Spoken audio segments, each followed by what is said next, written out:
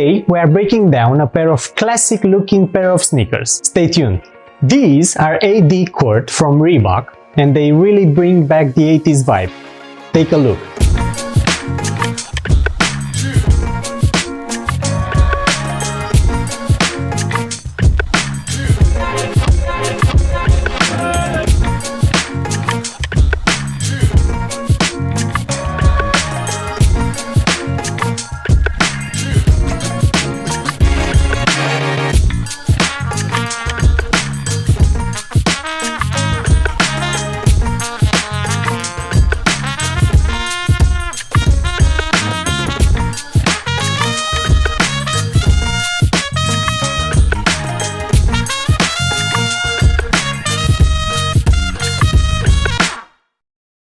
Okay, let's start by discussing appearance. The all-white upper gives these sneakers a clean look and feature two colored accents in the heel area, one blue and one brick magenta that perfectly matches the Great Britain's flag colors, as Reebok was established in England in 1958. Also in the back, a patched piece of suede hugs the heel in light grey, and the midsole and outsole sit in a yellowy shade. Speaking of the outsole, we can spot here a carved Reebok logo in the same Great Britain's red color, and speaking of logos and Great Britain, we can find more of these, one on the upper, with Great Britain's flag next to it, one in the heel area, and one on the tongue, followed by a Classics logo. Reebok kept England's flag next to its logo until 1986 to signify the origins of the company, and then switched to the basic logo. And of course, the brand was bought later by Adidas in 2005, and then sold in 2021 to Authentic Brands Group. That is a lot of history. But coming back to these sneakers looks, I will finish with the interior that definitely featured the most quirky design choice of these sneakers. So, the interior of the tongue,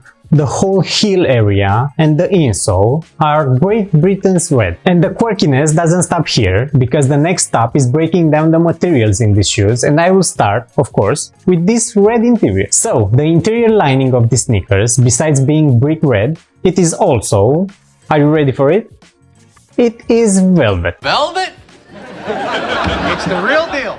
But surprisingly, this works just fine, but I will explain more when we will discuss features in just a bit. Now, to round up the materials used for these sneakers, I gotta hand it to them. These are high quality materials, starting with the thick natural leather used for the whole upper and also the good quality suede in the back, and finishing with the midsole and outsole that are all rubber. The stitching is high quality everywhere you look, and as I have mentioned many times before in my reviews, I really do give extra points to the sneakers that have the upper stitched to the midsole. That improves overall durability a lot, and it also looks classic and nice. The tongue stub material is made from shiny polyester, the bottom one of course velvet, and sandwiched between we can feel a soft foam that do contributes to the overall comfort. The white stripe that finishes the tongue is also shiny polyester. The red and blue highlights in the heel area are made from rubber, and the insole is thin foam finished on the top in, of course, velvet again. Now, features-wise, the first thing I have noticed while unboxing the sneakers is the fact that the midsole is wider on the bottom and narrower at the top where it's stitched to the upper. This for sure contributes to the overall stability of the sneakers, and it also looks nice and vintage. Nicely done, Reebok! Another great feature is the presence of two cuts in the midsole's rubber in the front area that helps with the malleability of the sneakers. Taking into account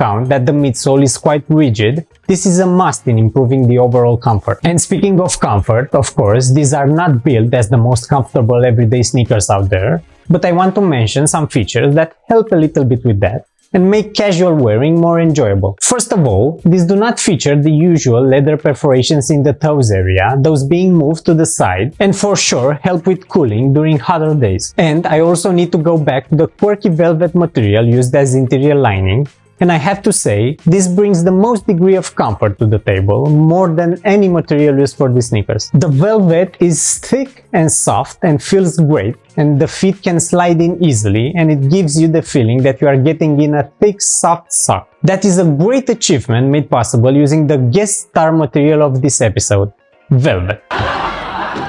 One more feature I have to mention is the Grippy non-marking rubber used for the outsole that, of course, as the name implies, leaves no mark on any floor. Now let's draw conclusions. So, these were born as tennis sneakers that quickly migrated to the streets and on the feet of everyday casual users. Given the current design, my opinion is that these sneakers are now more suitable for streetwear than actual court use. I'm not saying that you cannot hit the tennis courts in this, but for sure will not help you score those hard points. There are a lot of way more capable tennis shoes out there. Price-wise, you can now find these as low as $30 and given the looks, the build quality and the materials used, that really is a bargain. How do you feel about these? Please comment below and let me know if you own a pair of these or how do you like them. Now, if you want to binge on a review where I break down a pair of budget actual tennis shoes, check out this one up here.